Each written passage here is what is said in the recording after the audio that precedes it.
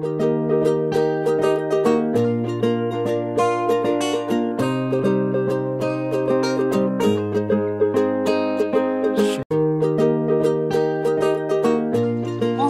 et bienvenue dans cette nouvelle émission d'Astro Vidéo où je suis tout simplement à la terrasse d'un café. C'est le printemps, il faut buller et donc voilà, à votre santé, à boire avec modération, c'est un panaché.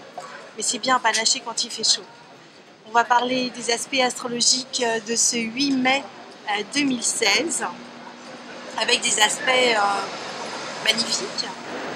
Il y a toujours cet aspect magnifique en signe de terre, avec cette fois-ci une conjonction entre le Soleil et Mercure. Mercure est toujours rétrograde, il va être rétrograde pendant un petit mois encore. Donc il va y avoir une réflexion mentale très cérébralisée, très intérieure, qui va donner une sorte d'acuité de jugement avec Jupiter. C'est un très bel aspect avec Jupiter en Vierge. Donc il y a vraiment une réflexion de fond, très bel aspect avec Pluton.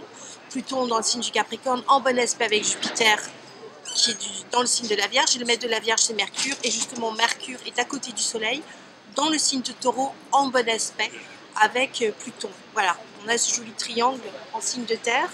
Ça nous donne un profond discernement. Vient se joindre à eux, on a Vénus qui est dans le signe du Taureau. On a toujours ce grand signe de cerf-volant qui se dessine dans le ciel, signe de terre et signe d'eau. Donc il y a quelque chose, un aspect qui est constructif. On a une fin de règne pour les poissons, les sagittaires et certaines vierges. Il y a un aspect un peu difficile pour les Gémeaux. Les Gémeaux qui se trouvent confrontés à l'opposition. Une opposition, ça veut dire concerne en astrologie, de Mars, qui est le maître du Bélier, qui est dans le signe du Sagittaire, qui vient un signe de feu, donc en bon aspect avec le Bélier, mais en même temps en opposition à la Lune. Donc il y a des réactions émotionnelles fortes. On peut partir en sucette tout de suite, on monte dans les tours. C'est le lait qui bout sur le feu, qui déborde de la casserole. Et juste à côté, on a Saturne qui est le couvercle de la casserole. Donc c'est compliqué parce que ça bout et en même temps il y a le couvercle. Donc on ne peut pas encore goûter à cette préparation culinaire. Donc c'est un petit peu compliqué et du coup ça peut énerver. Donc qu'est-ce qui se dessine dans le ciel? Un carré. Un carré géométrique fait de 4 carrés. Alors quand on sait que déjà un carré c'est un aspect de tension qui est comme une marche qui est plus importante à monter que les autres, ça demande un effort supplémentaire.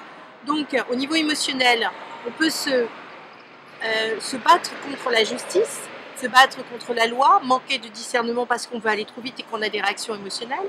Ça fait un carré avec Neptune en Poisson, donc ça peut être un mauvais jugement, une illusion ou une certaine naïveté.